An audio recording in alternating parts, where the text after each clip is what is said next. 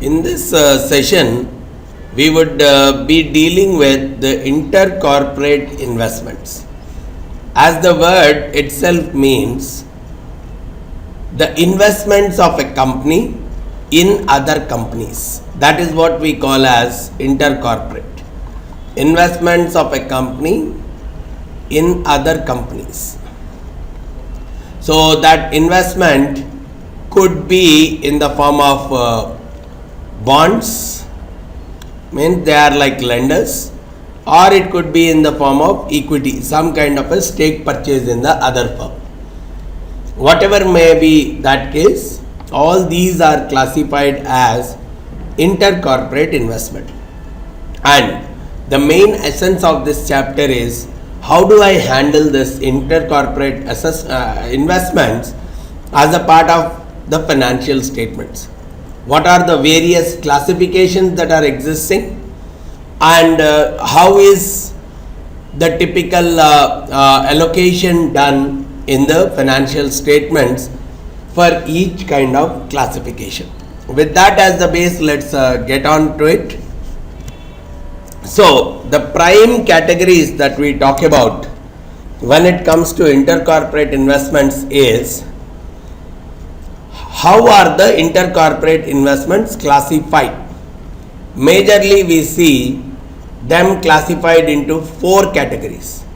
We call them as investments in financial assets, investment in associate firms, business combinations, or joint ventures. So whenever this company invests in the other firm, that investment gets classified into one of these four categories, and the namings are primarily based on the percentage of ownership.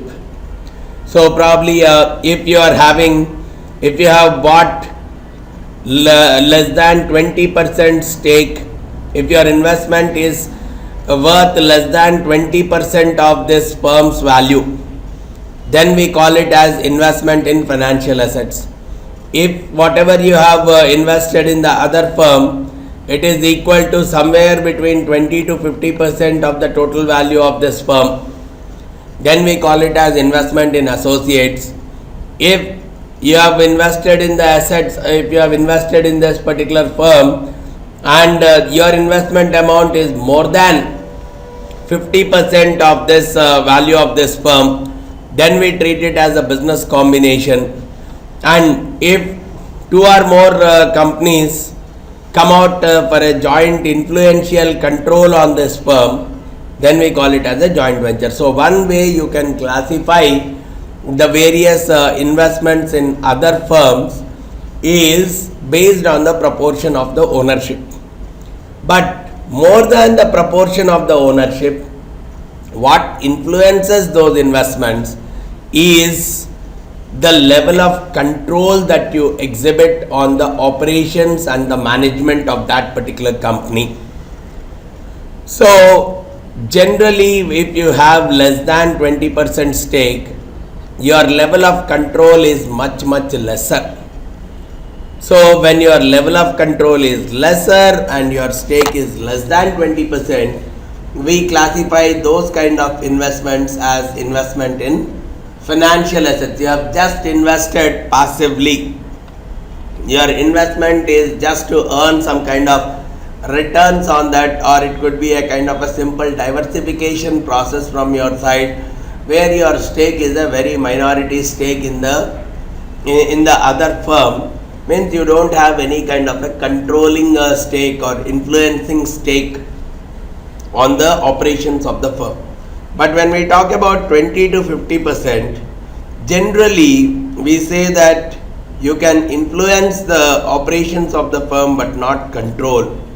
Influence means, okay, you can have some of the members as a part of the board of the company, you can get involved in policy making, but you cannot control because you don't have more than 50% of the stake. Someone else is having the 50% plus stake in the firm. So such kind of investments, we call it as investment in associates. But however, even if you have less than 50%, but still you are able to control the operations of that particular firm, then we can treat it as business combination. So it's not a proportion of ownership alone, but even if the proportion of the ownership does not exist to that extent, but the control exists, then you can classify it accordingly. So if you are able to control the operations of the firm, even if the stake is less than 50%, I can classify it as a business combination only.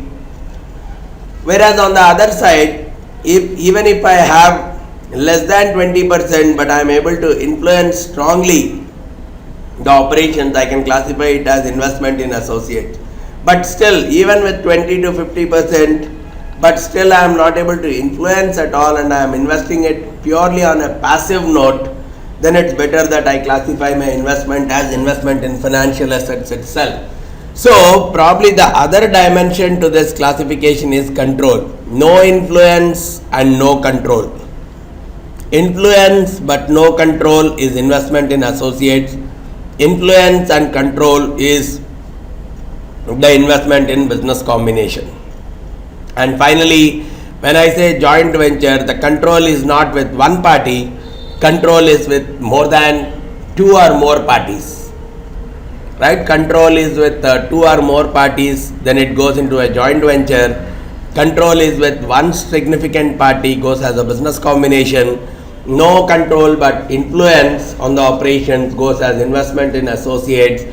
And no control, no influence, just a passive investment goes as a part of investment in financial assets.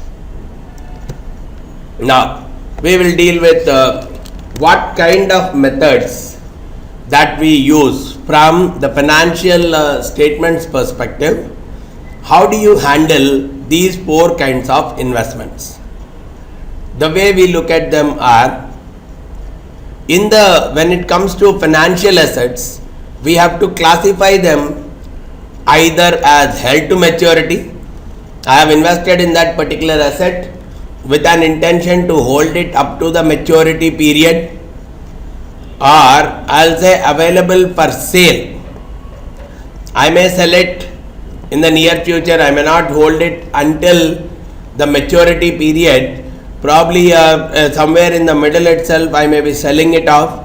That is what I treat it as available for sale.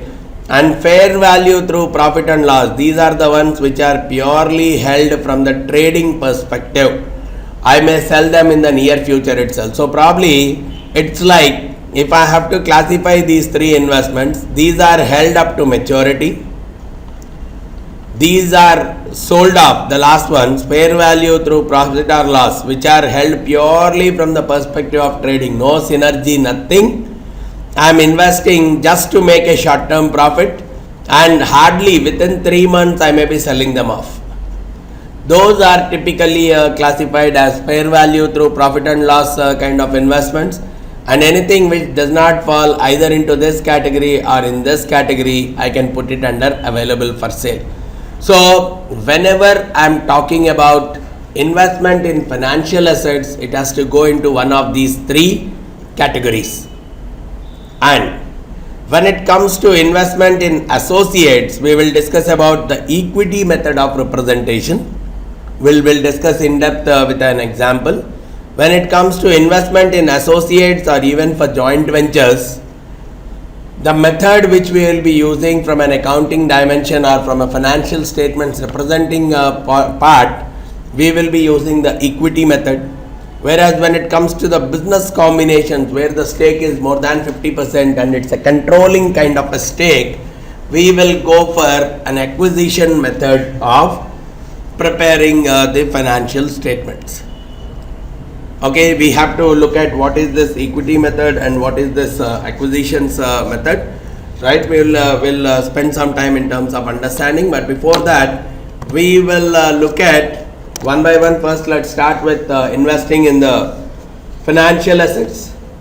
So whenever we are talking about investment in the financial assets, as I said, we will be categorizing them as either held to maturity or held for trading, which is fair value through profit or loss, or even available for sale. So whenever I am talking about any investment in financial asset, we are noting it in the balance sheet. At the time of buying, we will specify, we will document the balance sheet, we will make a recognition in the balance sheet at the cost of acquisition, cost of purchasing that asset. We will try to represent that number as a part of the balance sheet. That is at the time of acquisition.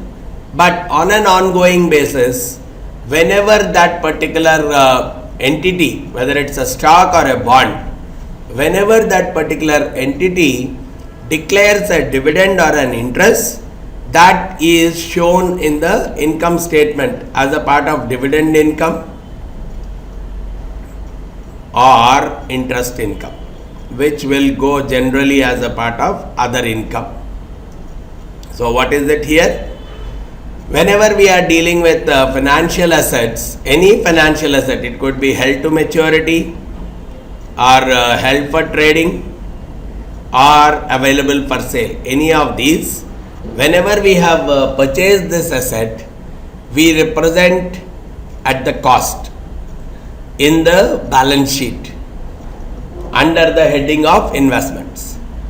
And on a regular ongoing basis, whenever that particular company or whenever that particular stock or the bond declares a dividend or an interest, that is captured as a part of net other income as either a dividend income or interest income in the income statement. But how do I differentiate between these three? When I say this particular security is held till maturity, so generally it is applicable to the bond instruments, wherein I have purchased it today and only I will be redeeming them on their maturity date itself, which I know upfront itself. Let's say a 5-year maturity, I am going to redeem it only at the end of 5 years. It's very rare that I will redeem it somewhere in the middle. So those kind of securities are classified as held to mature securities. And whenever we have a held to mature security, we generally, the way we report it is, at the time of acquisition, we take the amortized cost, which is nothing but the cost at which we have acquired that asset, made that investment. But that investment, we could have made it either at a premium or at a discount, right? So when I say amortized cost, I am representing the cost of purchase, which I might have done either at a discount or at a premium. So let me talk about some small example regarding this. Let's say I have invested in a bond. I think I have a numerical. Yeah, I am investing in a bond whose face value is 1000. Okay, face value is 1000. Today I am purchasing that bond at 975.13. So year 0, I am purchasing it at 975.13. And it is paying a 9% annual coupon. So in year 1, this is going to pay me 90 bucks. And year 2, this is going to pay me another 90. And in year 3, this is going to pay me 1090. These are the cash flows that are associated. So in the first year, in my balance sheet, I will represent 975 as a part of my investment asset. So let me come back. Okay, expected fair value at the end of the year, fair enough. So we'll talk about what will happen at the end of the year. Okay, today at the time of acquisition, I'll come back here. Today at the time of acquisition, I will show 975.13. That is what is my amortized cost. So today I will show 975.13 as my investment asset, and of course cash will go down. So this is the transaction that typically happens on the day of acquisition. Now because I have invested 975.13, okay, here I will find out what is the return, what is the annual rate of return or yield to maturity, assuming that this particular bond is held until the maturity period. What is the return that I am getting on it? It is saying somewhere around 10% is the expected return. So if 10% is the expected return, every year what I will see is the interest. I will increase it. I will compute an interest of 10% on 975. So what is the interest in the first year? Now I will capture interest here. So the interest in the first year is 975. I'll take the negative of that. 975 times the 10%, which is coming out to 97.51. So at the end of 1 year, I will showcase an interest income of 97.51 in my income statement. My income statement of the first year will show an interest income of 97.51, but I am receiving only 90, means 7.51 is still receivable. I have received only 90. I am supposed to receive 97.51, whereas I am receiving only 90 because the coupon payment is only 90. So 7.51 is still receivable. So when I say 7.51 is still receivable, that has to go as a part of the asset. So what will happen is the next year's asset will be increased by 7.51. So probably you are making the entire thing as 982.64. So in the next year, the investment balance sheet will be showing 982.64. The same logic goes for the next year. Now the investment asset is 982.64. The interest amount that is applicable for that period is multiplied by 10%, working out to 98.264, but I am receiving only 90. So the interest income still will be shown as 98.264, whereas I am receiving only 90. So again 8.264 will get added as a part of an asset because it's still another receivable from my side. So 8.264 getting added up will take the number at the end of the second year to somewhere 990 plus, and finally taking it to 100 at the end of year 3. So this is how the amortized cost of allocation happens. Here we don't even look at the fair value. What is the change in the market price from year 1 to year 2? We are only looking at the present value of the future cash flows based on the IRR rate of discount. That is what we are using as a cost each of the years. So the other way I should have computed the same is, let's say at the end of second year I want to find out, at the end of first year I want to find out what is its value. Then I could have done NPV based on 10%, and only these two being the cash flows that I am receiving, 982.64. This is what we got even through this kind of a mechanism. So 982.64 will be the value of the investment. So initially when I purchased it, it is 975.13. Now it has become 982.64 because of this process. Right? This is what we typically, that excess is what is excess is coming from the interest actually being higher in case of a discount bond. Why are we calling it as a discount bond? I am purchasing it at much lesser than the face value. So in case of a discount bond, we see that the interest is more than the coupon, and in case of the premium bond, we see that the interest amount will be less than the coupon amount. So this is how the real accounting happens when it comes to the amortized assets, especially for the assets that are held till the maturity period. But when I look at the assets that are held for trading, wherein the intention is I am going to sell them off within 3 months and to exploit the short term profits, they are reported at the fair market value itself. On a regular basis, we are going to report them at the fair market value, and we know that we are going to sell them off within no time. That's the reason intermediately also, even if I have not sold them, that is why we call as unrealized gains or losses. Even if I have not sold that security by the time of preparation of the balance sheet, whatever the gain or loss, we actually call it as unrealized gain or loss. If we have sold that particular asset by the time the balance sheet is prepared, we call it as realized gain or loss.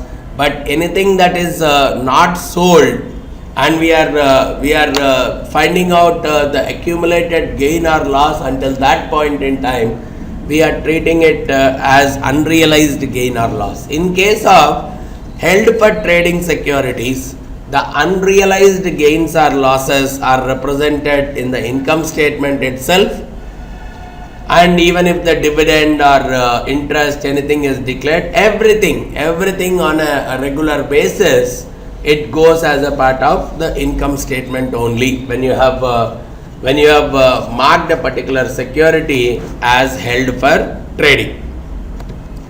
And more or less on the same lines as held for trading is the designated at the fair value. Even the available for sale securities or held for maturity, held to maturity kind of securities, the company has a flexibility to redesignate all of them as valued at the fair value only.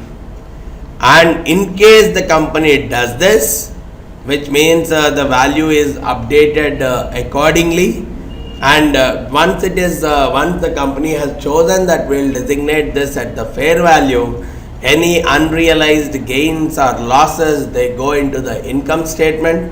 Even the realized ones go into the income statement. The dividends and the interest, whatever the other company has declared, all of them go into the other income itself. So this actually helps in reducing the volatility and the inconsistency, because everything is going into the income statement and is recognized at a regular basis. But when we talk about available for sale securities, if at all I am not able to classify a particular security as either held to maturity or available for sale, we are held for trading, we are classifying it as available for sale kind of a security.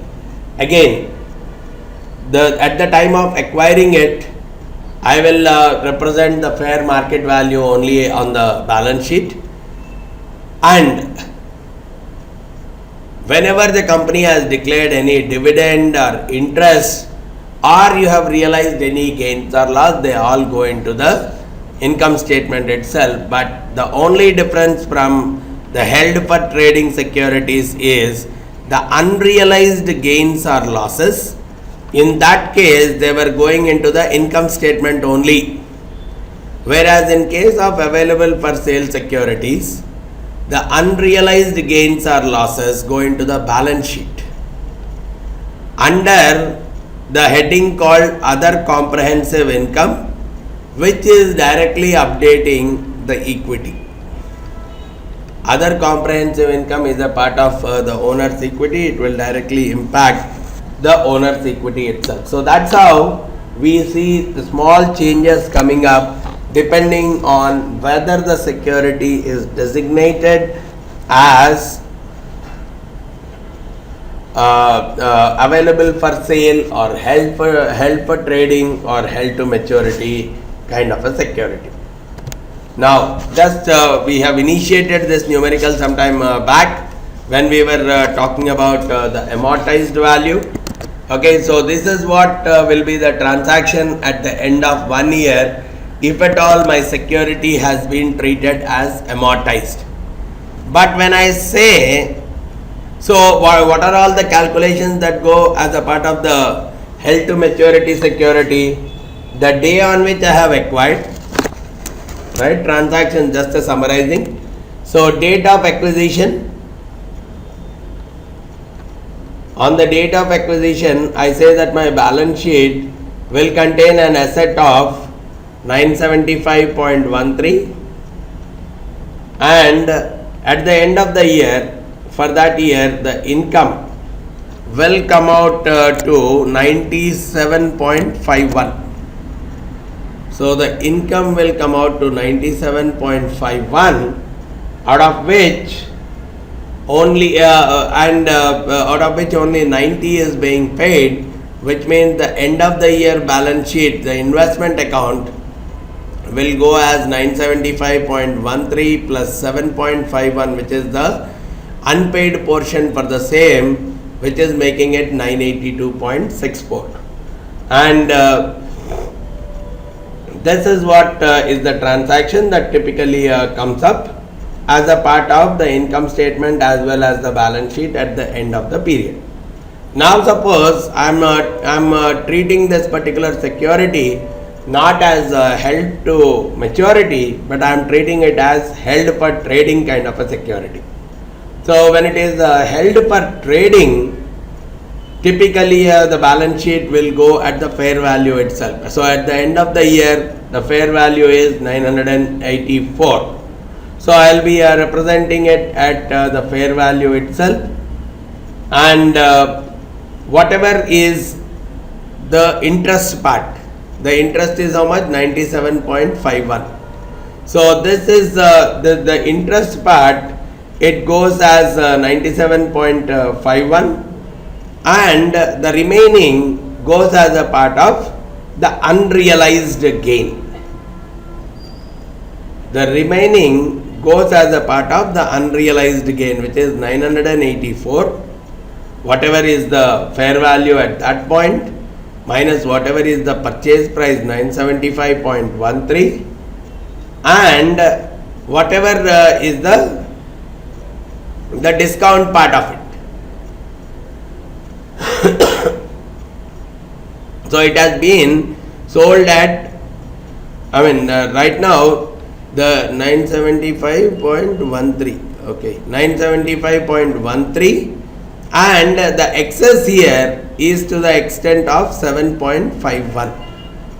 So whatever is the thing that is coming out above the market value or above the fair value or above the amortized value, the summation of these two is actually the amortized value. So any gain of the fair value above the amortized value, whatever is it, so 984 minus 982.64, 1.36.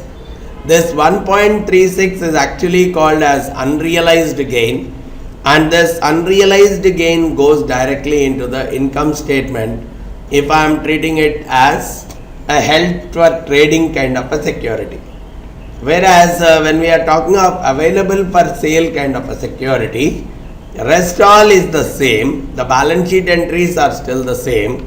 The only thing being this 1.36, instead of going into the income statement, it goes into the balance sheet under the shareholders equity, wherein a new entry is created. As per the GAAP, we look at it as other comprehensive income, and as per the IFRS, I look at it directly under the heading of equity. So the equity will get increased by 1.36 corresponding to unrealized gains on this transaction, whereas in case of held for trading kind of securities, the same 1.36 is handled under the income statement. So this is one thing that we have to be comfortable with.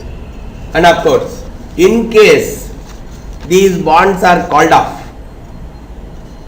immediately, let's say this bond is called off, then the realized part is actually coming into picture, right? So currently let's say it's 984, so the next day the bond is called off at, let's say, 990. Now let me add a slightly different flavor here. The immediate next day itself, let me assume that the bond is called back at 990.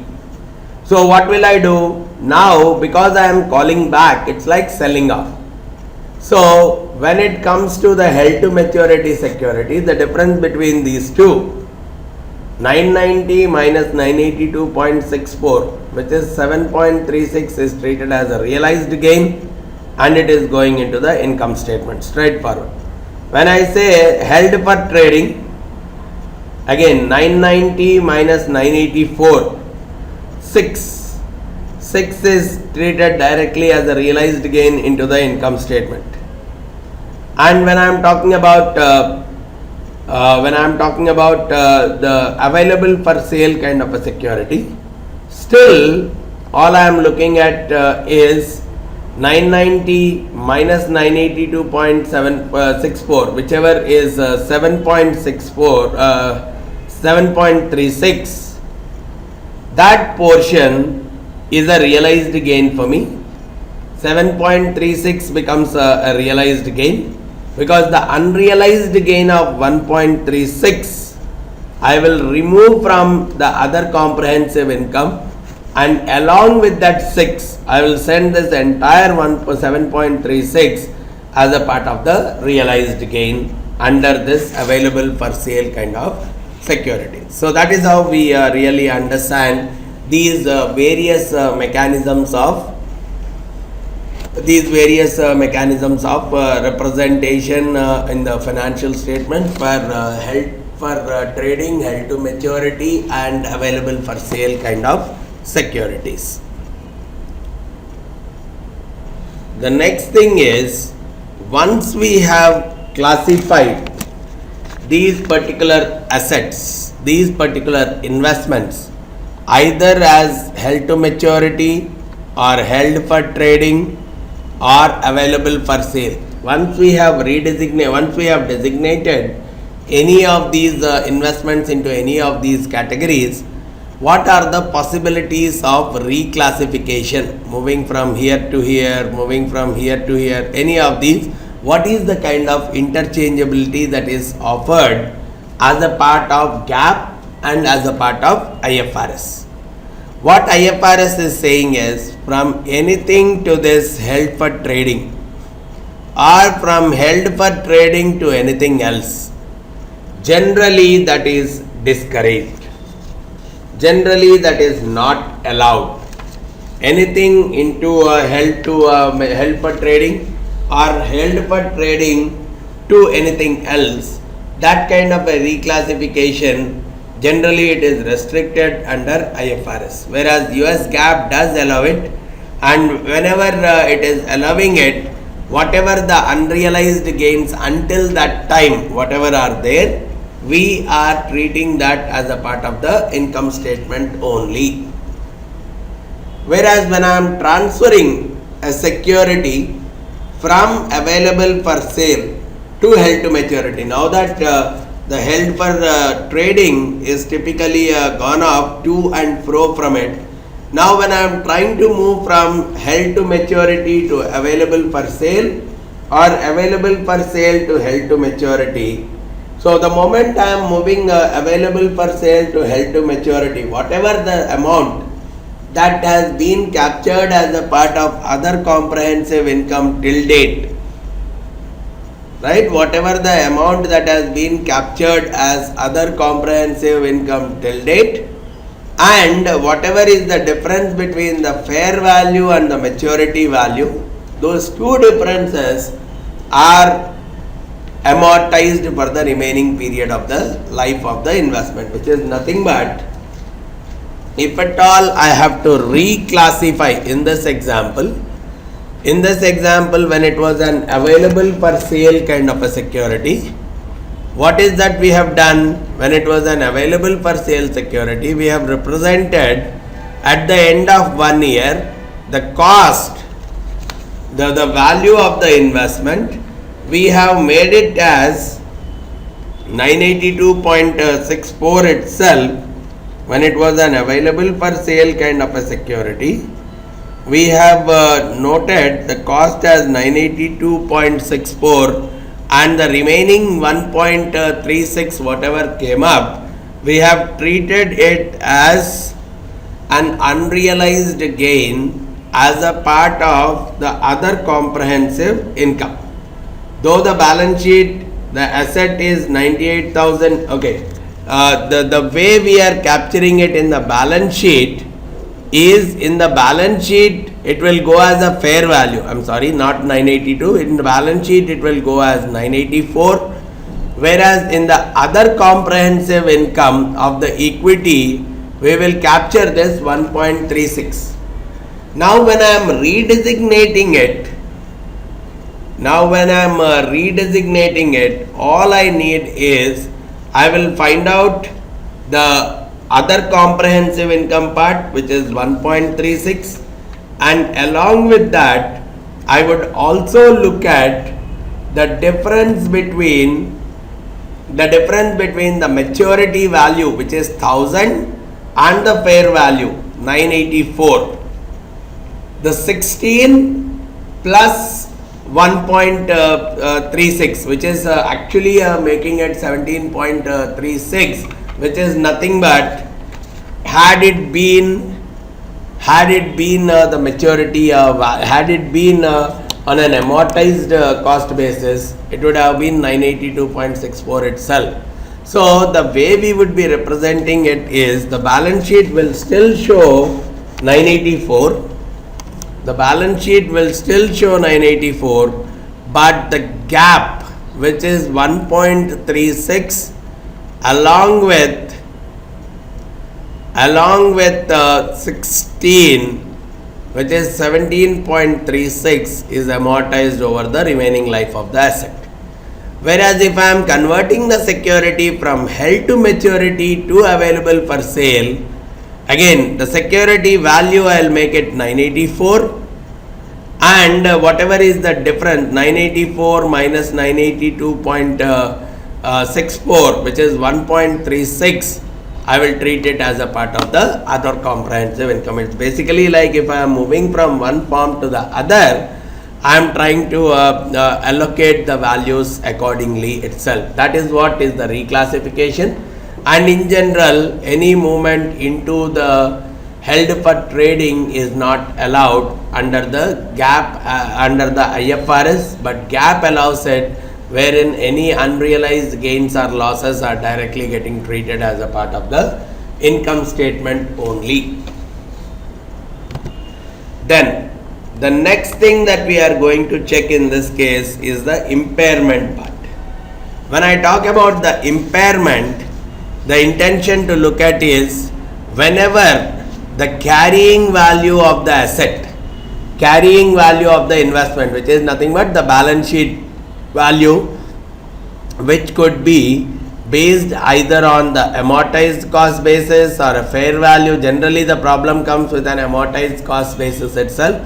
Whenever the carrying value is much greater than the recoverable amount. So recoverable amount is in case I want to sell off that asset today, how much I can get out of it.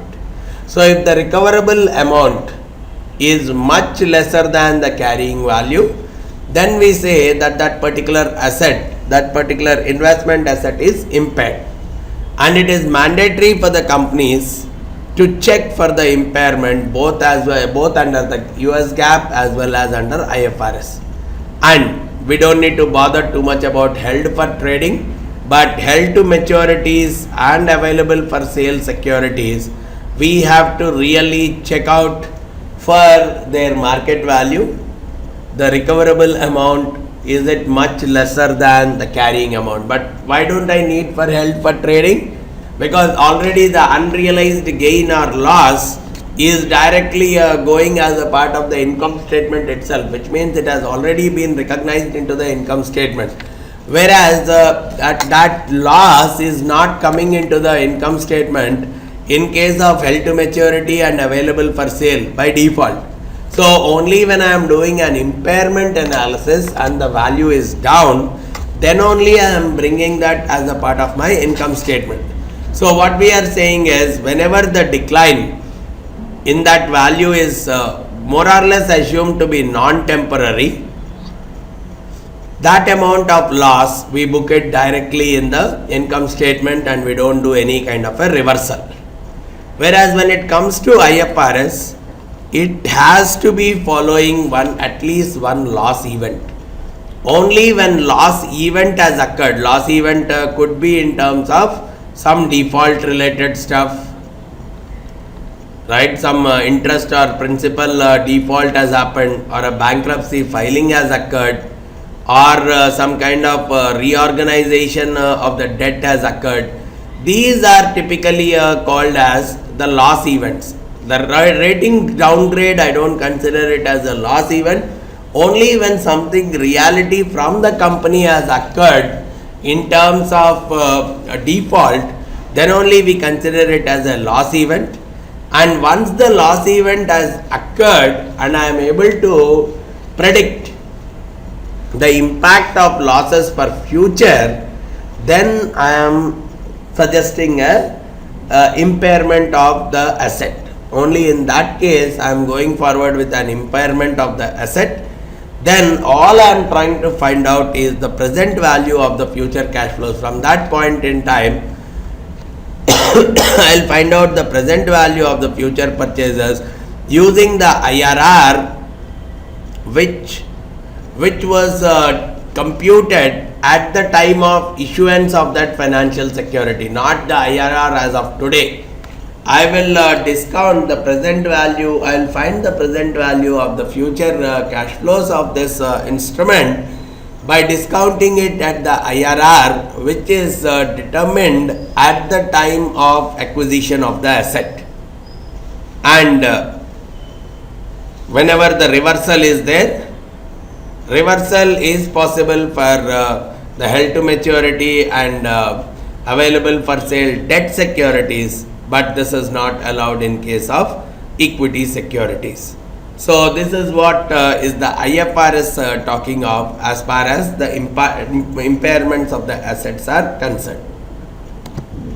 Then from a financial analyst standpoint, some of the key things that he has to focus on as far as the investments in financial assets is concerned is segregate the operating results of the firm and the values associated with the investment results. Basically the dividend income, the interest income, or any other income that is being gained because of selling of asset, gain or loss on selling of asset.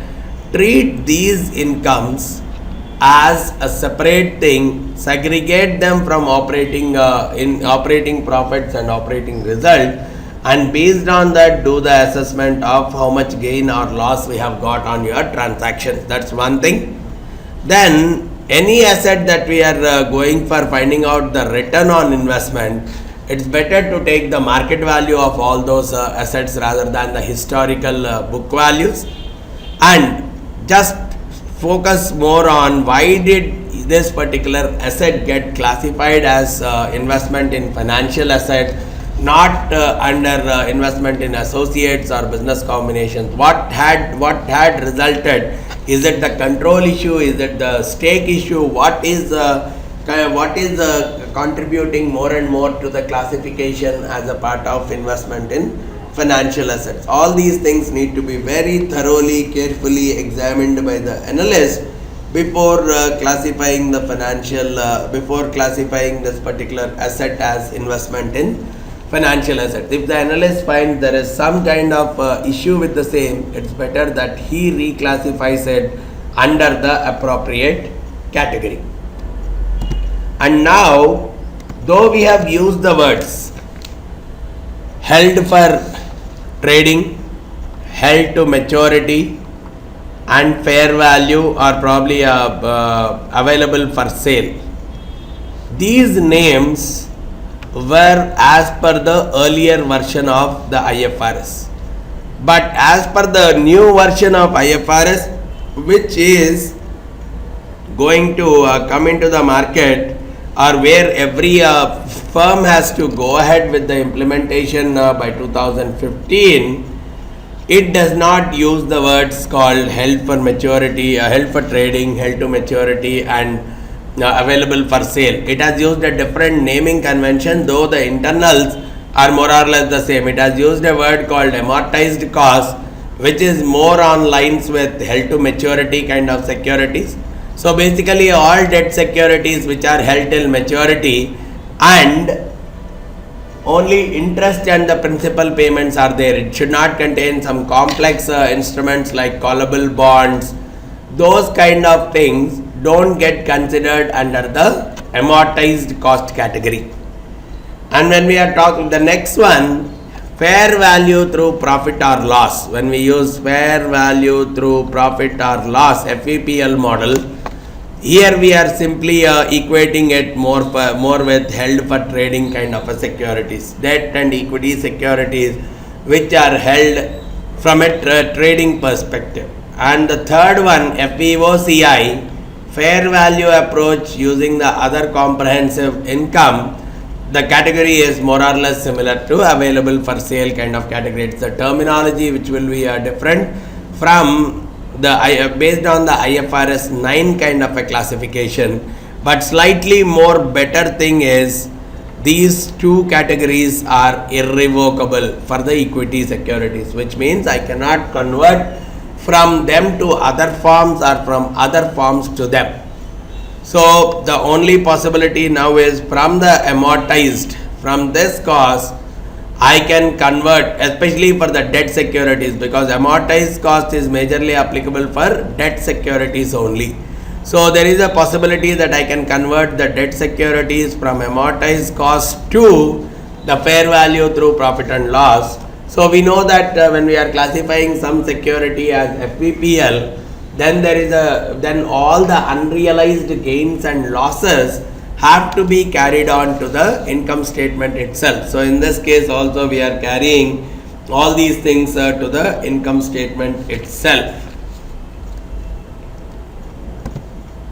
Now let's move on to the next.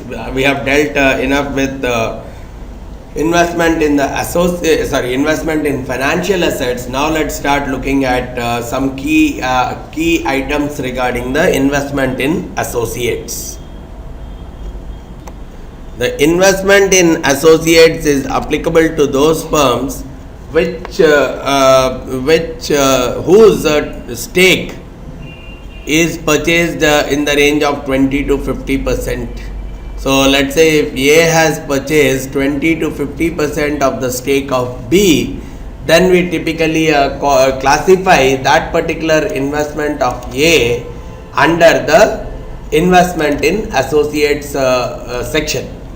And the way typically it is handled is through a concept of equity method. So now we have to understand what is this equity method all about. So the key things with respect to the equity method is, on the day of acquisition, at that particular amount of acquisition, which is the price that has been paid to acquire that particular asset, we are recording it as a non-current asset in the balance sheet, which is more similar to even the investment in associates case. At the time of acquisition, there is no difference between these two methods in terms of classification.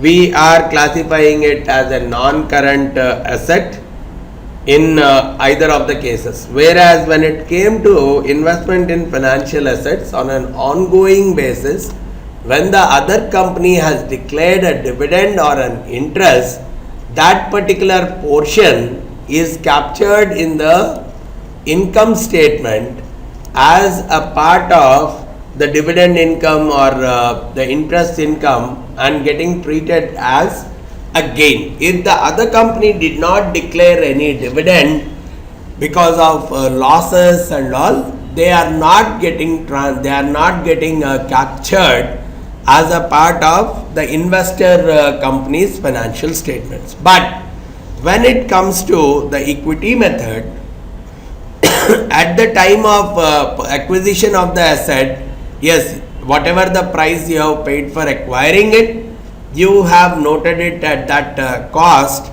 in the balance sheet into the non-current asset section. But on a regular basis, if the other company, if the investee company declares a profit, right, it has a positive net income. If that company has a positive net income, corresponding to your proportion of the stake of the net income of that company, you will increase your investment asset by that much amount. So initially, let's say your investment assets were 300, you have purchased some stake. Let me take the numerical, that will make things more easy for you. Yeah, in 2010, you have purchased ABC as a company. It has invested 10,000 bucks in XYZ and it has got 40% of the stake. So the 10,000, whatever it has invested, it is getting 40% stake, and because the 40% is in the range of 20 to 50, I will treat it as investment in associates. Okay. So on that day I have acquired that asset. On my balance sheet it is shown as 10,000. Now at the end of the year, which is March 2011, XYZ has generated a profit of 3,000.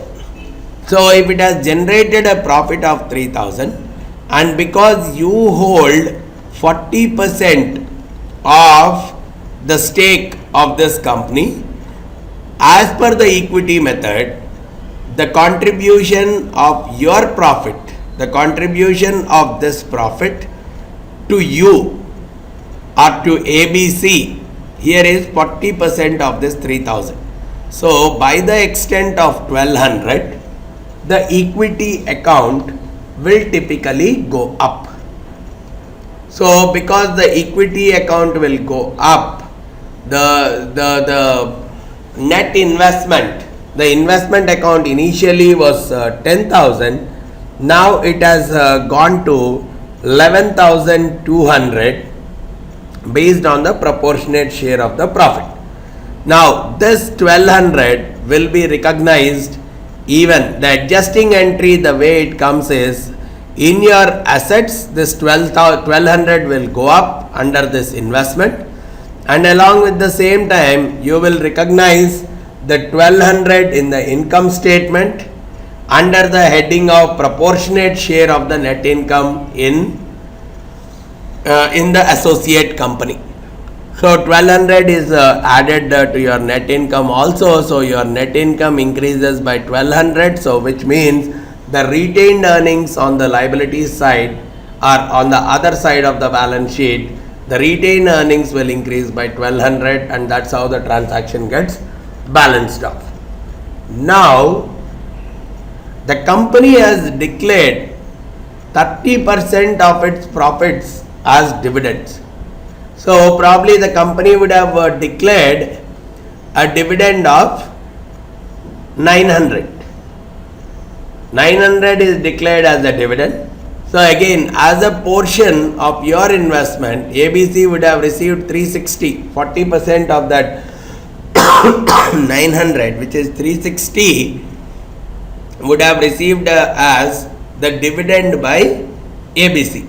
So to the extent of dividend, the dividend that is received is actually treated as return of capital. Means the other party is actually returning 360 bucks to you. So the dividend here, whichever the company has declared, I don't take it into the income statement. That will decrease my investment account on the balance sheet. Which means out of this 11,200, I will reduce 360, making it 10,840. And of course, as a compensation to the reduction of the asset, my cash account will increase by 360 and the balancing will happen thereof. So cash account is increasing by 360, the investment account is becoming 10,840, that's it. So any dividend that is received, it is treated as a return of capital and which will decrease your investment account on the balance sheet and no change in the income statement. But in case the firm has made a loss, this is one more aspect. In the investment in financial assets mechanism, if the firm has made a loss, they will not declare a dividend, so there is no entry at all corresponding to that loss in the balance sheet or P&L of this investor firm. But when we talk about the equity method, because the stake is very high, the losses of the firm also should be considered and they will decrease the investment asset. The way the losses are accounted for is, let's look at the same example, let's continue it. In March 2012, XYZ generates a loss of 4,000. If the loss is 4,000, the proportion of loss for ABC is 1,600, 40% of that 4,000. 1,600 is the loss that is corresponding to the XYZ's proportion of losses for ABC. So, thus corresponding to this 1,600, the investment account will be decreased by 1,600. So, making it 9,240, and at the same time a loss is booked in the income statement corresponding to again proportion of gains or losses on the investment in the associates. So 1,600 is booked as a loss, which means net income will come down by 1,600, which means retained earnings also will come down by 1,600. So in case of a loss, this is the transaction that typically occurs. And so like this, let's say now it has become 9,240. I keep reducing it. If there are continuously a series of losses that are coming up, the investment account can typically come down and down and down. So let's say this has gone below 0. If this account has gone below 0, then we will stop using the equity method. We'll stop using the equity method until again the company the XYZ actually starts generating some level of profits, and the cumulative profits or the proportionate share of the profits of XYZ, it is increased, it is more than whatever are the loss that got accumulated during this period. Only when the proportionate share of the profits has gone above that layer, then only we will again revive the equity method. So proportional share of the earnings is greater than the unrecognized losses during the suspension period, because until that time, once the investment asset goes negative, the account is suspended and it is revived only after whatever the profits that are generated by the investee firm are more than the unrecognized losses during this suspension period. And so again, recognition of these things in general, when I look at the fair value less than the carrying value, I treat it as impairment of the asset, just like any other case. If the carrying value is much higher compared to the current market value or the fair value, and I expect that it's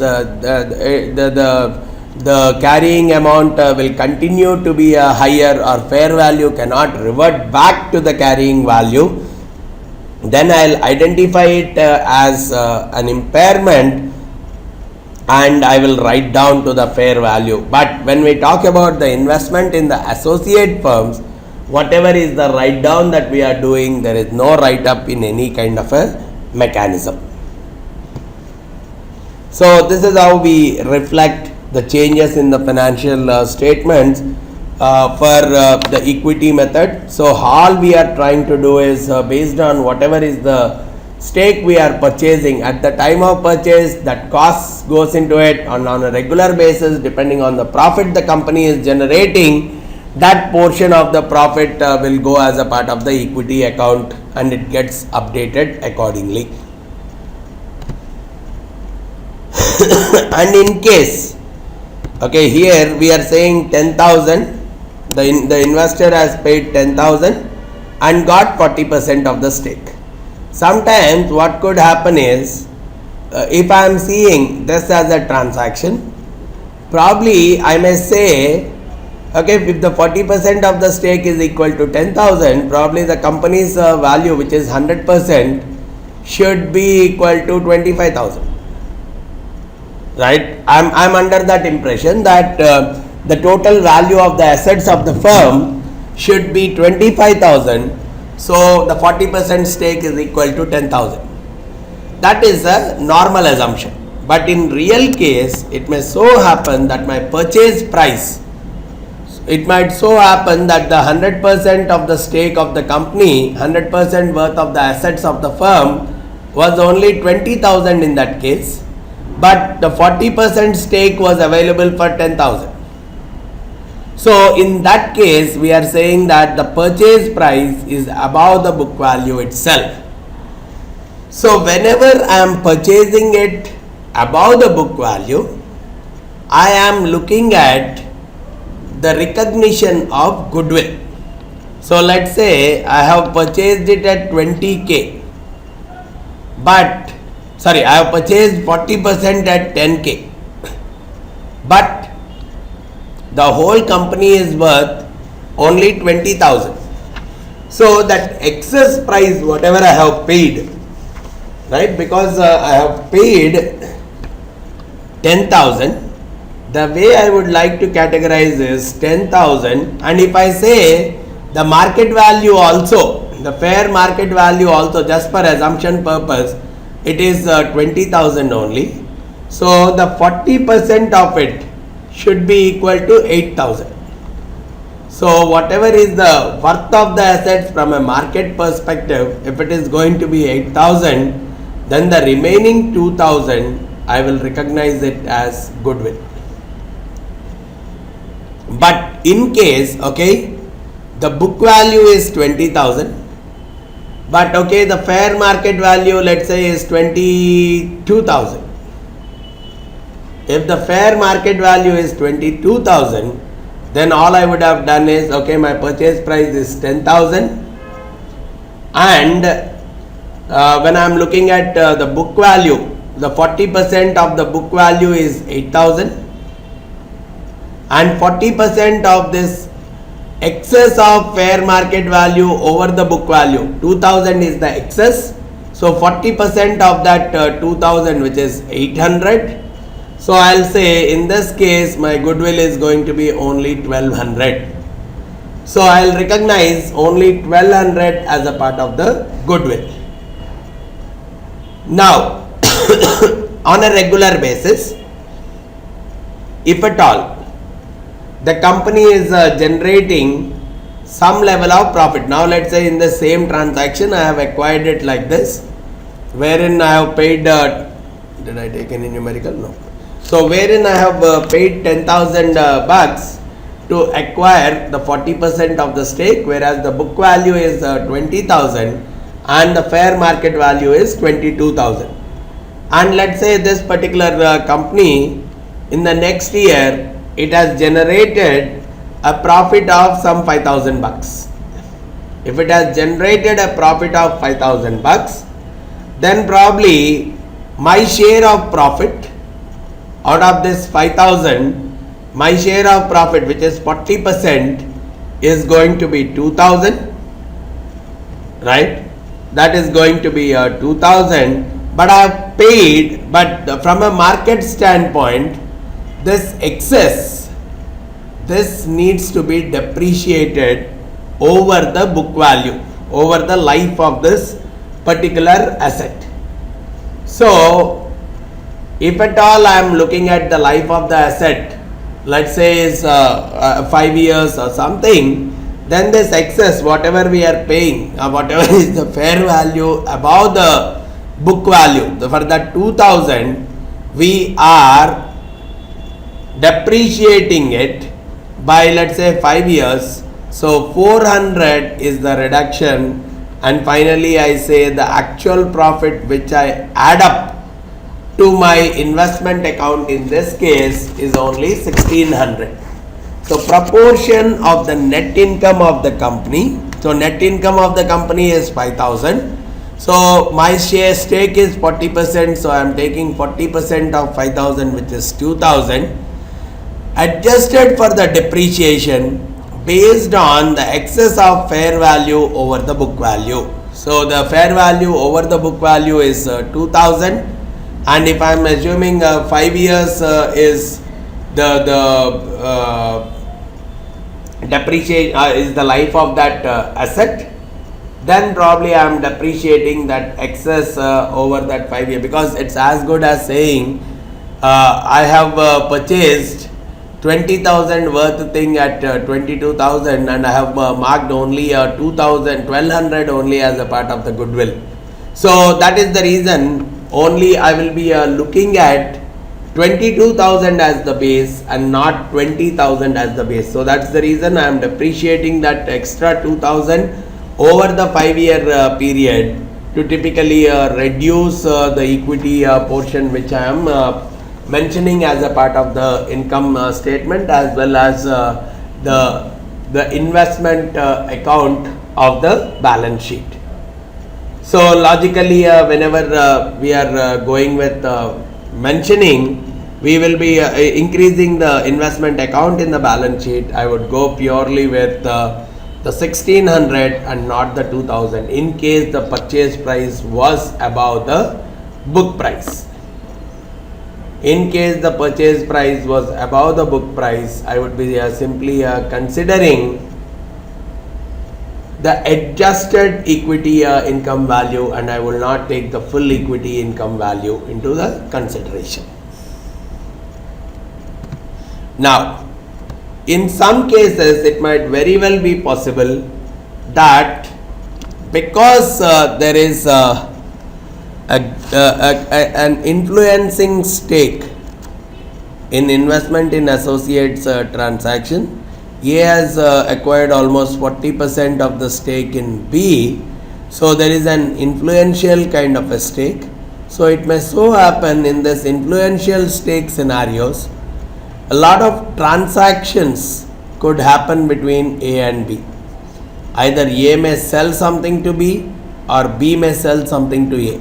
So there could be a lot of transactions that are happening, business transactions that are happening between the investor and the investee. So those kind of transactions, we generally classify them either as upstream or downstream. Upstream is when the investee is selling to the investor, and downstream is when the investor is selling to the investee. So let's consider this. If the investee has sold something to the investor, so let's assume, okay, we'll create a transaction now, A and B. A is the investor and B is the investee, and A holds 40% of the stake in B. Let's say now in an upstream transaction, B has sold something to A for 100,000 bucks. Right? B has sold something to A for 100,000 bucks, and out of this 100,000 bucks, the cost to B, let's say, is only 80,000. So the profit in this transaction is 20,000 to B. So what B can do is, it can recognize the entire 20% of the profit in this year itself. Now, how does A work out? How does the transaction work out for A? If the 100% of the goods or 100% of the sale which it has received from B is utilized. So which means this whatever the goods worth this 100,000 which A has purchased, if it has either consumed them or sold them, any of this thing has happened, then it can recognize the entire its proportion of this profit. So 40% of 2000 which is 8000 can be recognized as a profit. But now let's say 30% of the goods whichever A has purchased from B, they are not yet sold. So which means out of this 20,000 profit, 30% of the goods are not yet sold, means 30% of the profit it cannot realize. So 30% of the profit is actually called as an unconfirmed profit, because it is not sure whether it can use that, whether it can sell those goods or not. It is not sure. So that is where we call it as the unconfirmed kind of a profit.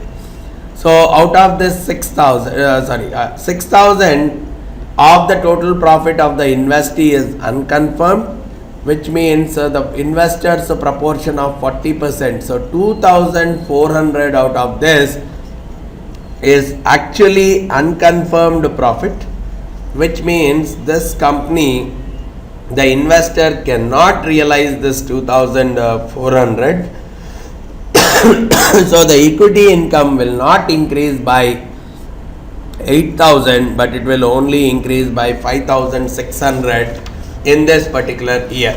So only when that remaining 30% is used up, then only that will typically get confirmed and then increase the interest, increase the investment portion of the asset.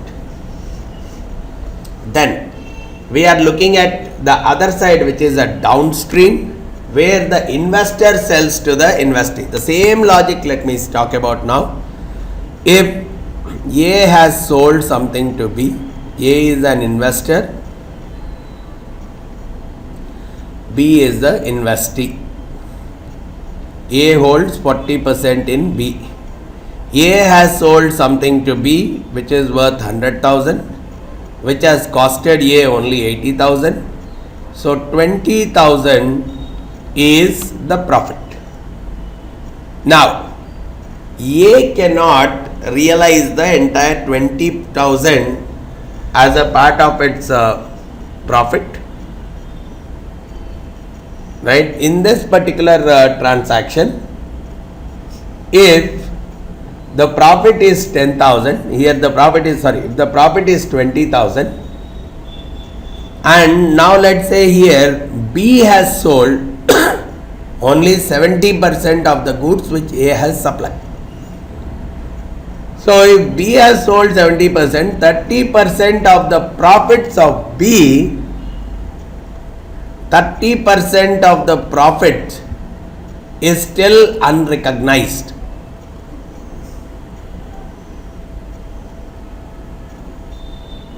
Right? Because 30% of the profit is still unrecognized.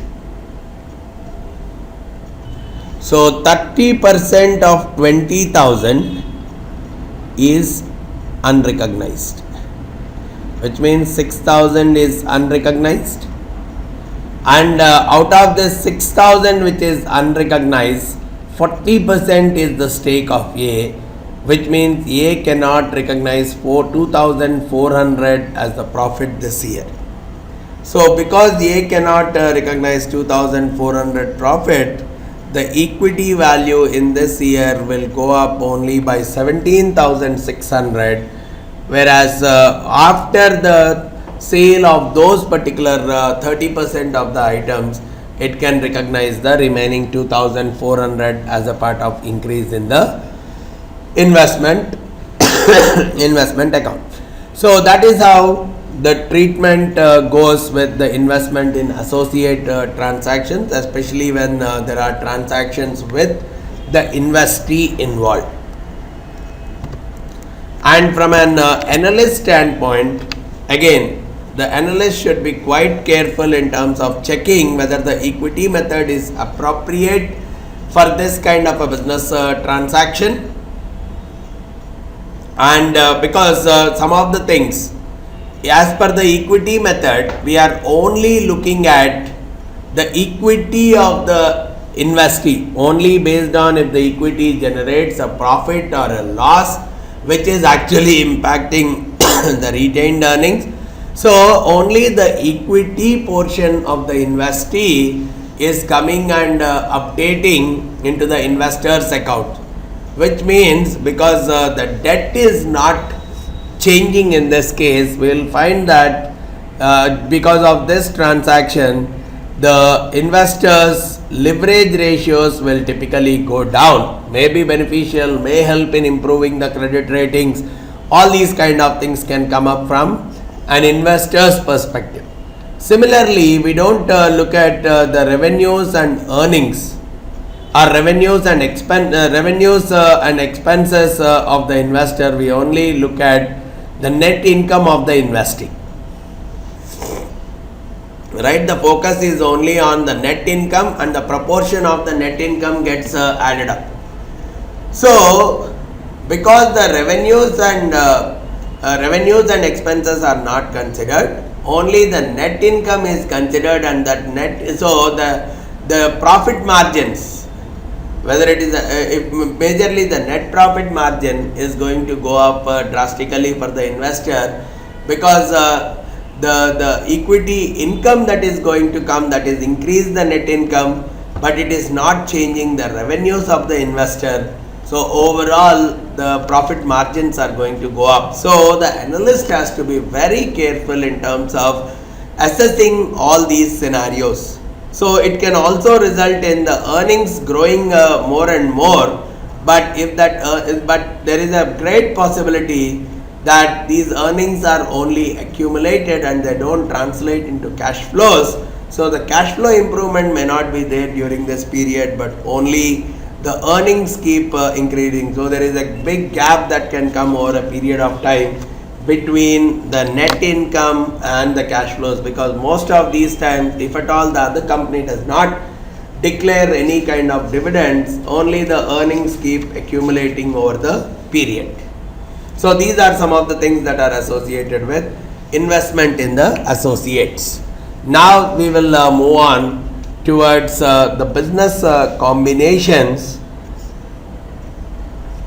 and let's try to understand the financial impact with respect to this business combinations. As far as the business combinations are concerned, we generally go with the acquisition method.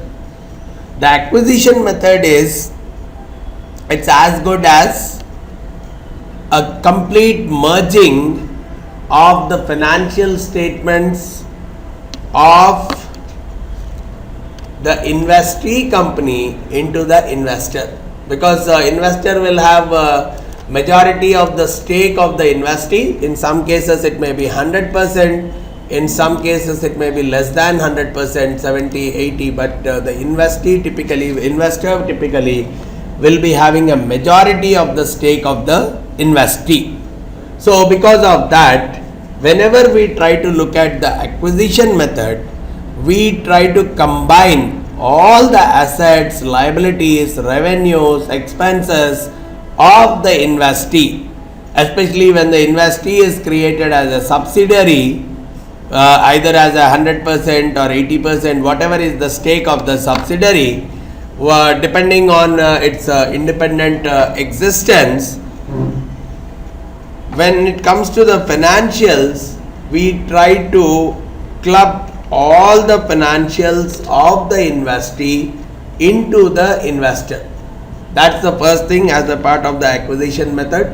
But in case the parent company or the investor company does not hold 100% of the investments in the investee, Then for that non-holding portion or non-ownership portion of the parent, a non-controlling stake, or typically the more common name is a minority stake.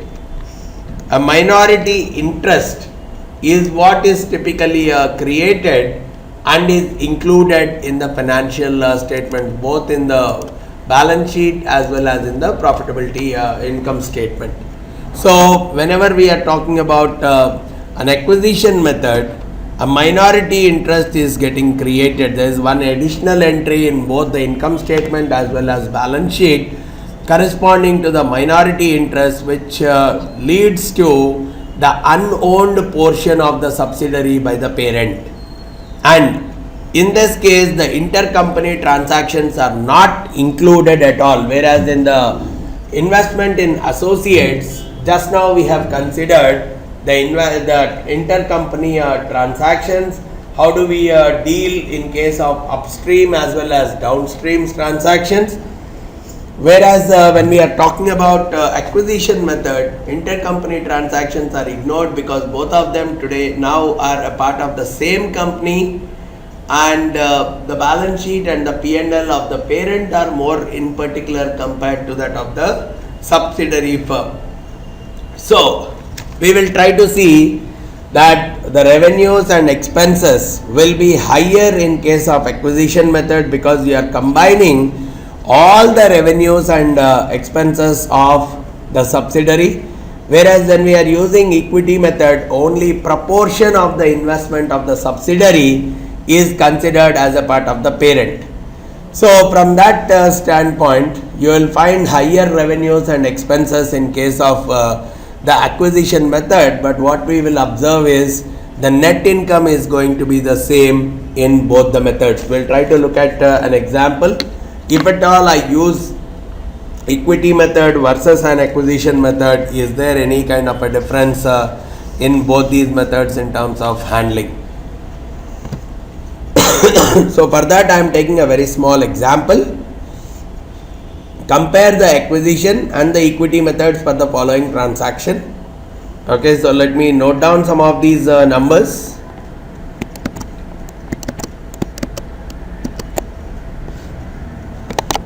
Current assets, company A and company B.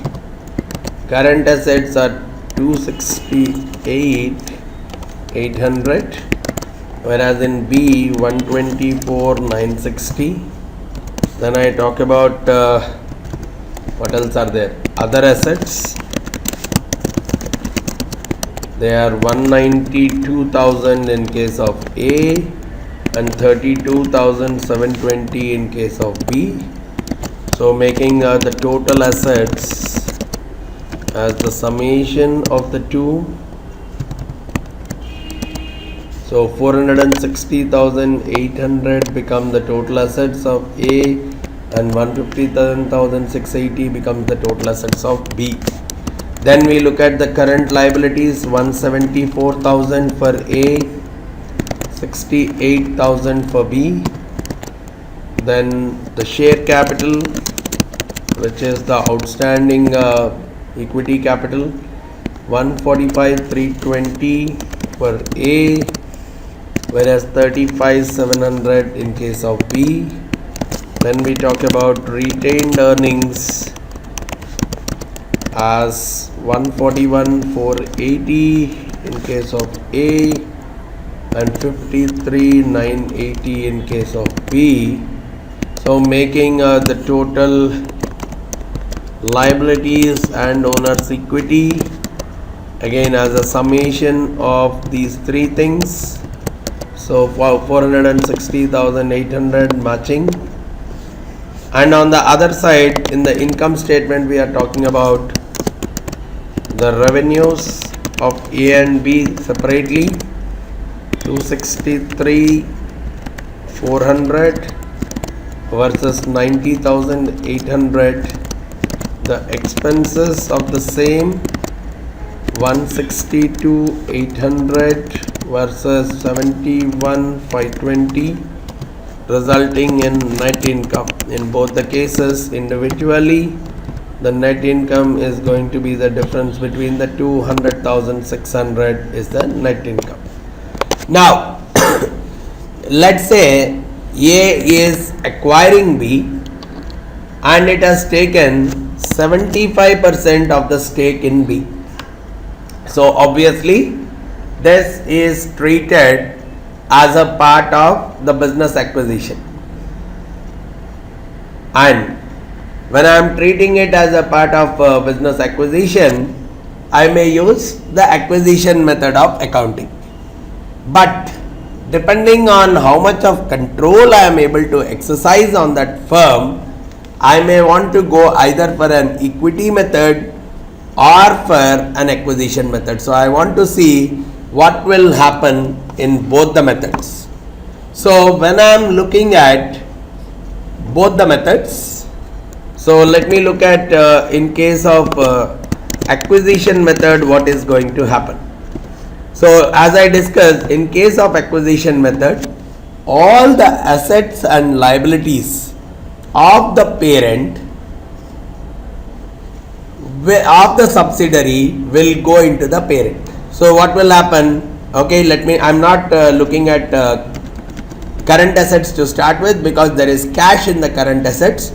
So because I am paying cash, right, by paying 67,260.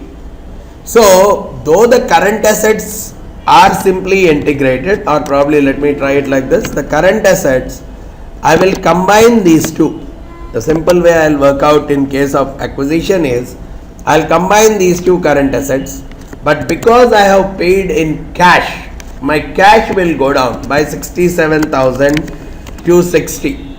So my net current assets when I go with an acquisition transaction is going to be this, and the other assets are simply added up.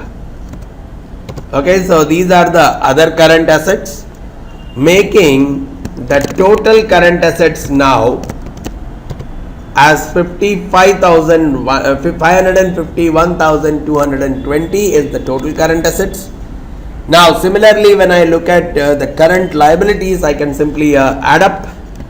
So basically every element of the B is included into A, because B will not exist anymore, or even if B exists, it is treated as a subsidiary, and for the A we will include all the elements of B.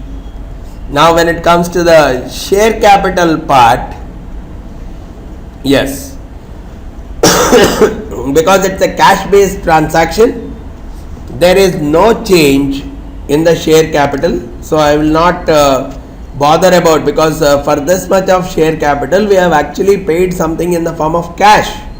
So the share capital is still going to be that of A only, right? The share capital is still going to be that of A only.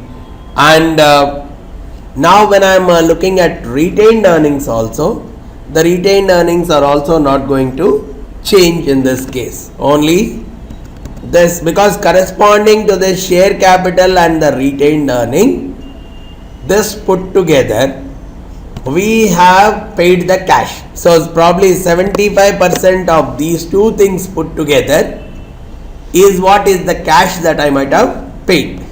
So that's where the remaining 25%, so these two we will not include, and the remaining 25%, which is corresponding to the minority interest, the remaining 25% that is corresponding to the minority interest, I will capture it as a part of the extra field called as the minority interest here.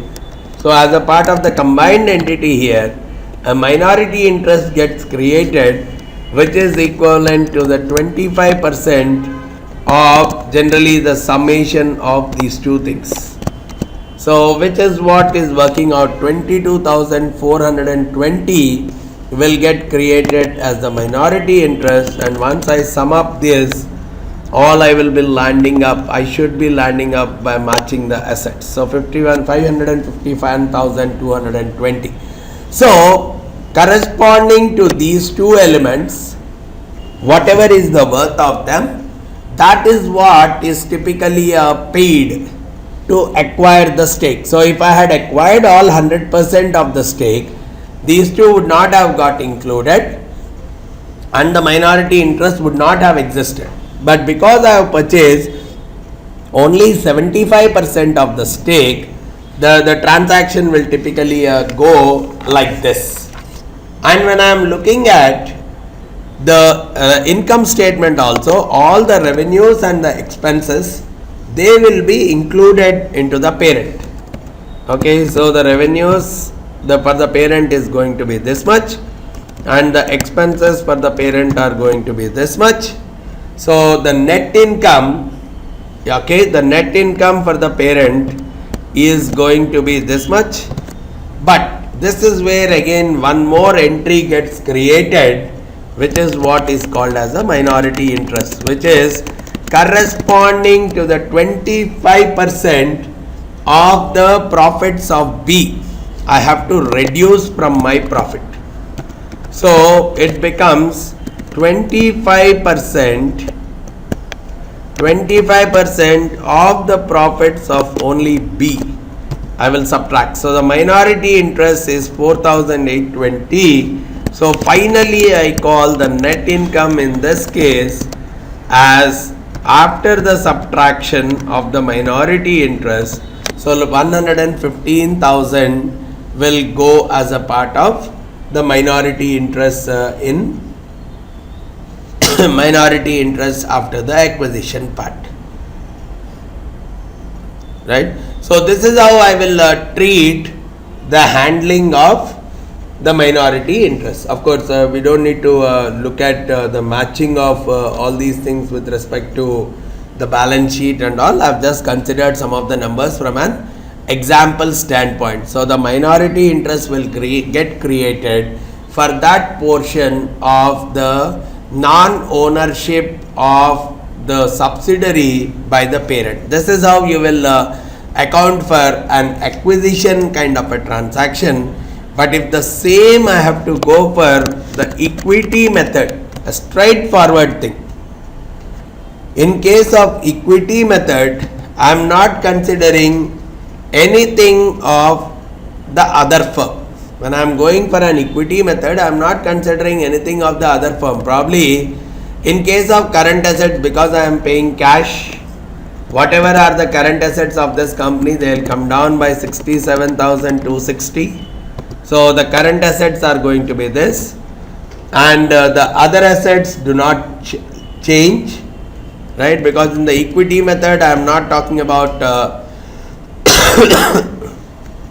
anything to do with merging the balance sheet or P&L of the other firm. But an investment asset will get created here corresponding to the amount of investment we have done in the other firm at the purchase price 67,260 initially will get created as a part of the investment account. So the total assets here will become something like this, so which is not changed from the initial side. And again in the current liabilities section also nothing will change, right? These are all going to be the same because one additional line item will come which is called as an investment asset. Nothing else will change when I am treating it as an equity kind of a method. Only one additional item will get created as an investment asset in the balance sheet. And when it comes to the P&L statement also, when it comes to the income statement also, the revenues and the expenses, I'll keep them as it is of the company. So the revenues and expenses will be kept as it is. Now here also I will have one more entry. Here I will have one more entry corresponding to the profit. Basically it's like equity income from investment in associate. So whatever is the 75% of the profits of the associate firm of B, 75% of the profits of B are consumed. So the total net income I would be computing as per the equity method as only this much, and say 400 and okay, this is the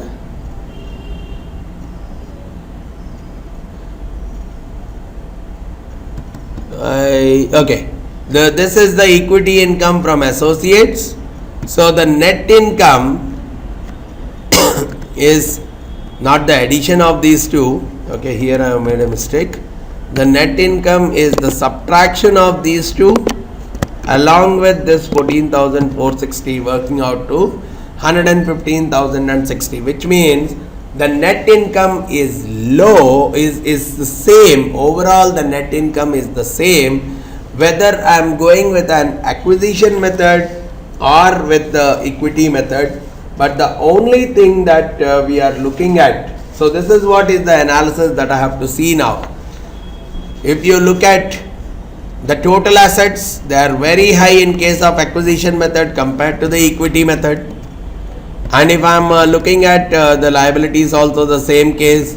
Revenues very high in acquisition compared to equity, whereas the total net income is the same in both the methods. So going with the equity method, probably I can simply generate high profit margins, net income by revenues. The profit margin is going to be very high, whereas net income by higher revenues is going to generate a lesser profit margin.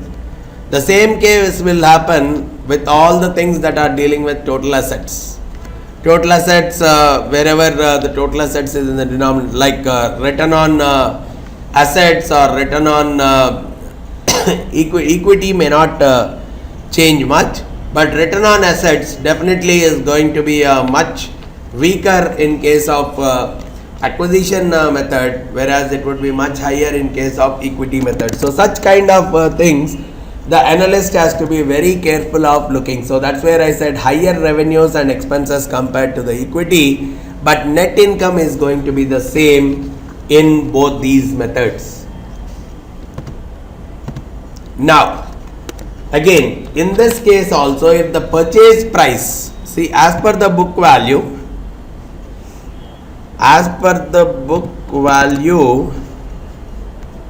for this company, the share capital plus the retained earnings put together is only 89,680. So 89,680 worth of it I have purchased 75% of it, exactly at 75% of that value. But in reality, again, it may so happen that the purchase price is more than the book value, which is again corresponding to the creation of a goodwill. And whenever we talk about the goodwill, in this case, we have two mechanisms of this goodwill. One is the full goodwill approach, and the other is a partial goodwill. Probably that concept is easy to understand with an example. So let's say the fair value of the assets of company is $4,400. The goodwill at that moment for that for an investor company, this is what for an investor company I am talking of, or sorry, the investee company. I am looking at the investee company. The fair value of the assets is 4,400 and the goodwill is 150. So these are the assets. So the total assets of that company, the total assets of the company is $4,550. Coming to the liabilities, the fair value of the liabilities is 1,900. So I am finding out the fair values of each of them from the market standpoint. Shareholders' equity is going to be 2,650, which will include share capital plus retained earnings. So the assets are balancing with the liabilities and the owner's equity. How is the goodwill accounted? If the entire stock is purchased for $2,750, entire stock being purchased for 2750. So how do I find out what is the worth of it? If I have purchased for 2750, I am just trying to find out what is the worth, what is the book value of the net assets of the company, or fair value of the net assets of the company. Fair value of net assets of the company, which is nothing but fair value of the assets minus the fair value of the liabilities. So $2,500 happens to be the fair value of the net assets of the company. So if at all I want to purchase the assets of that company, 2,500 seems to be the fair market value, but I am purchasing it at 2,750, right? So this entire 250 will get recorded as a part of the goodwill transaction of the company. So this entire 250, the excess that we have acquired, will go as a part of the goodwill transaction. So all we are simply saying is I will increase the goodwill of the balance sheet of the company by the extent of $250. This is the typical accounting for purchase price greater than the value of the fair value of the assets of the company. So US GAAP actually goes with the full goodwill approach itself. So the difference between the two, which is 250, I would recognize as a goodwill. But the major problem comes if not the 100% stake, but slightly lesser than the 100% stake is actually purchased. Now if I am saying that I have purchased only 80% of the stake, 80% of the stock for 2,200, this is where we have to decide between whether we will use the full goodwill approach or partial goodwill approach. And when I say I am going with the full goodwill approach, all I will say is, okay, 80% of the stock I am purchasing for 2,200, which means what is the value of the 100% of the stock? So I will arrive at saying 2,200 into 100 by 80.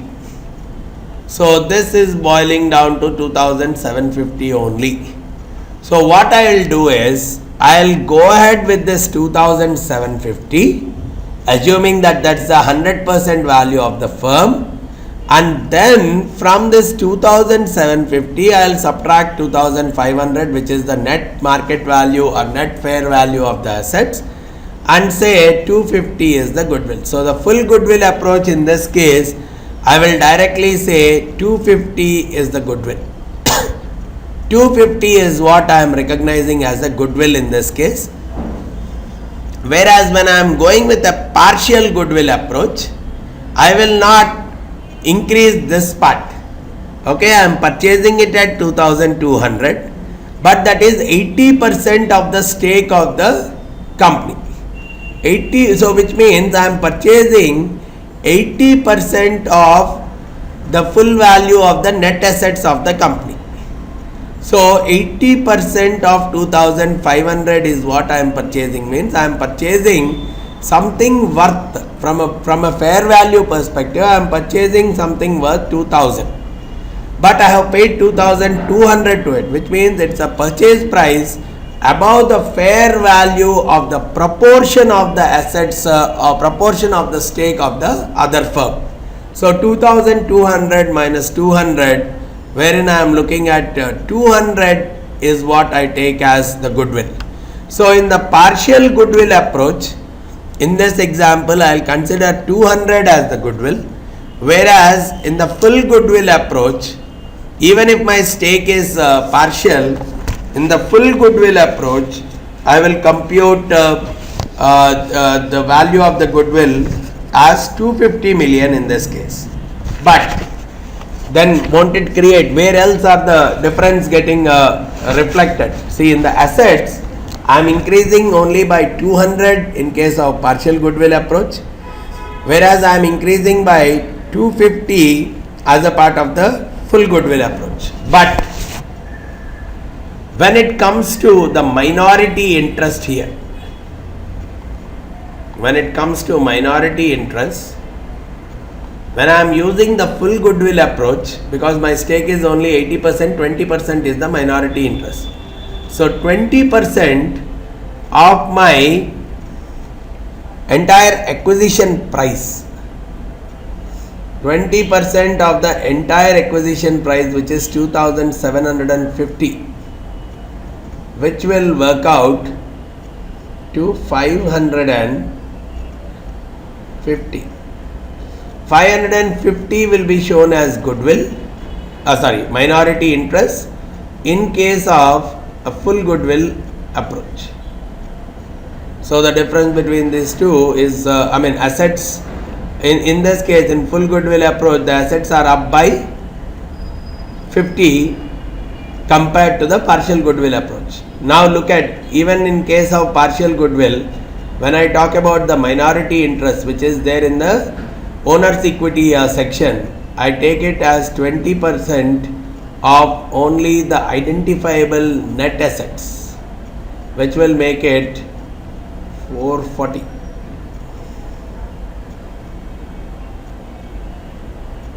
How much is it? 20. Okay, 20% of 2,750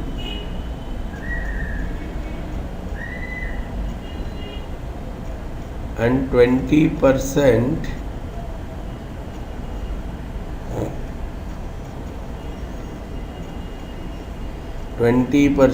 of, here I will be taking 20% of the assets, 2,500, 4,400 minus 1,900.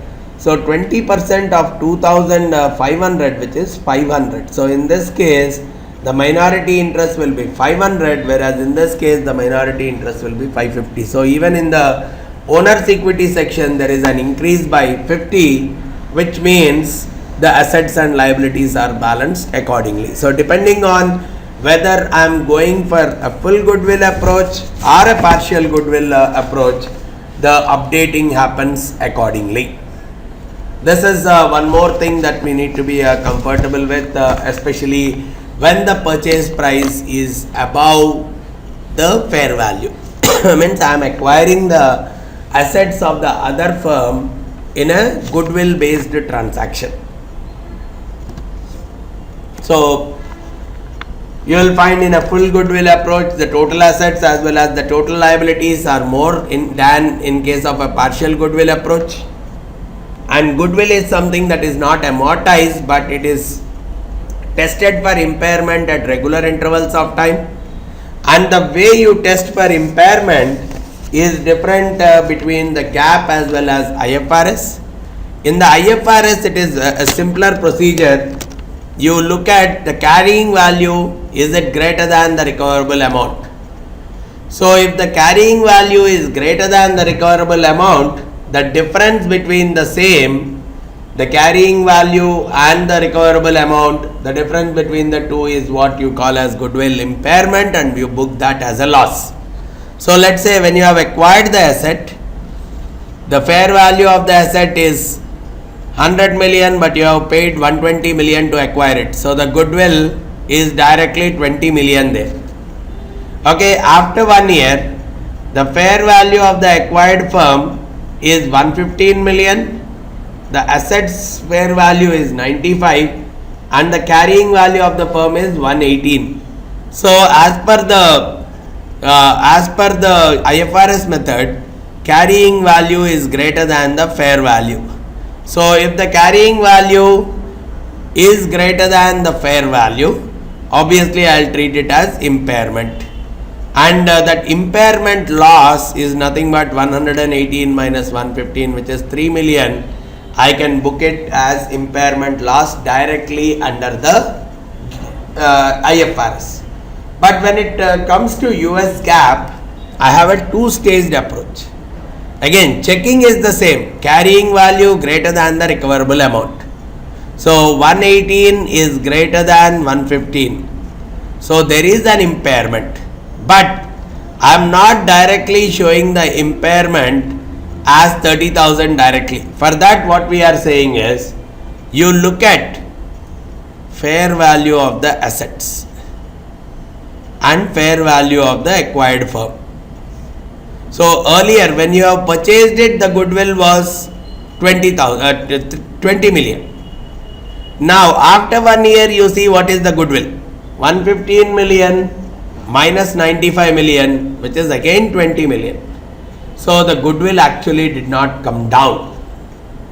And because the goodwill did not come down, you will not impair the goodwill in case of US GAAP.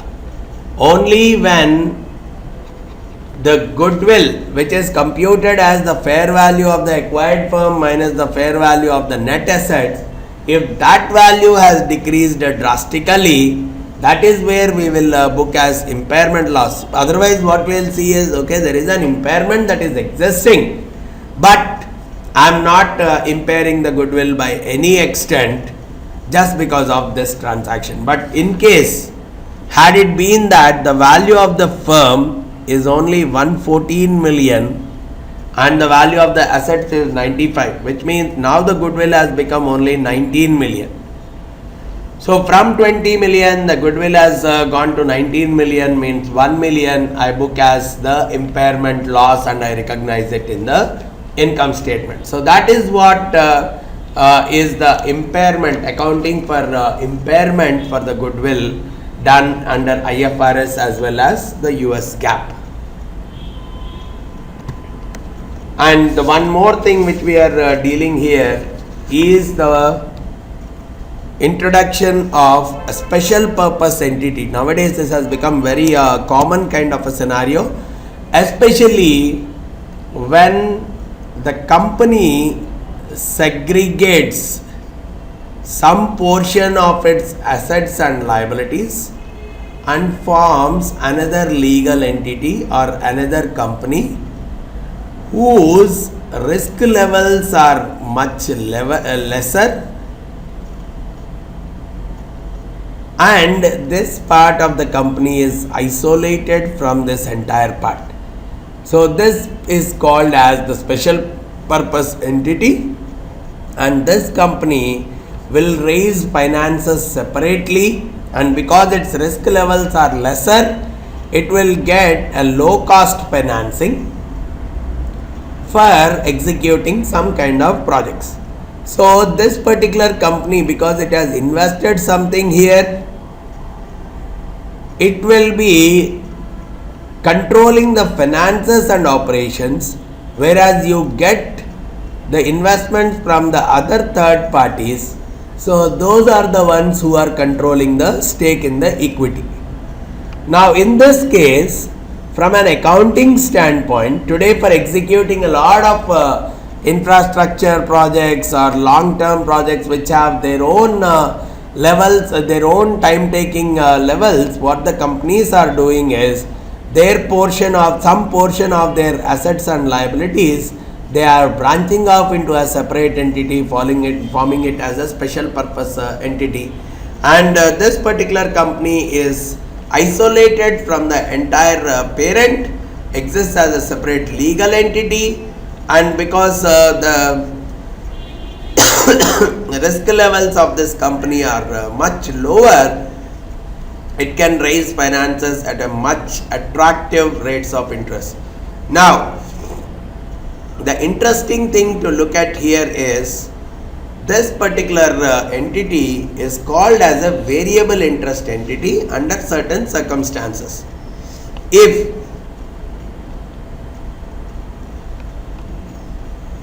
for this firm the equity whatever is existing, it is not sufficient to carry out the activities unless some external financing comes, or the equity investors of this firm, they don't have the decision making rights. Under these situations, this particular special purpose entity, we call it as the variable interest entity. And with respect to the variable interest entity, it says that the balance sheet or the P&L wise, the primary beneficiary or the primary sponsor should consolidate the financial statements of the special purpose entity into its own. So just look at one transaction which can really keep things more clear for us. So I am thinking of the current balance sheet of a company: cash 200,000, accounts receivable 1 million, fixed assets of 14 million, so the total assets is 15.2 million. Current liabilities, debt, equity, forming the total liabilities and equity to be 15.2 million, straightforward. Now, company wants to borrow 600,000 either by a direct loan from the bank or by selling the accounts receivable. So if it had taken a direct loan from the bank, obviously this would have become 200,000 plus another 600,000. So it would have directly become 800,000. Right? 800,000 would have become as the cash, which means this would have become 15.8 million. And when we are talking about borrowing from the bank 600,000, so even this would have got increased by another 0.6 million. So the debt would have become 6.6 million, making the total again to 15.8. So when it is a simple bank loan kind of a transaction, the assets are and liabilities are updated in that manner. But when I am thinking of selling the account receivable to an SPV, so basically this is creating an SPV. It is selling the account receivable to this SPV, and SPV in turn is borrowing money from a bank. Now the cost of borrowing for the SPE is much lesser because it is less risky. So the SPE will get low cost financing here. So it will borrow money from the bank and it will fund for this company by purchasing the account receivables. So there are two entities here. So the balance sheet exists at two layers. So in this case, it will definitely get that. So the cash wise, there is an increase, but because it has sold the accounts receivable for 600,000, the account receivable for this company will directly be only 400,000, which means, and there is no change in the liabilities or the owner's equity side. So when I am going for selling, this company's balance sheet will look like 15.2 million here and 15.2 million here also, because the cash got increased and account receivables got decreased by that extent. But when I look at the SPE's balance sheet, it has an account receivable of 600,000 and it has a debt of 600,000. Right?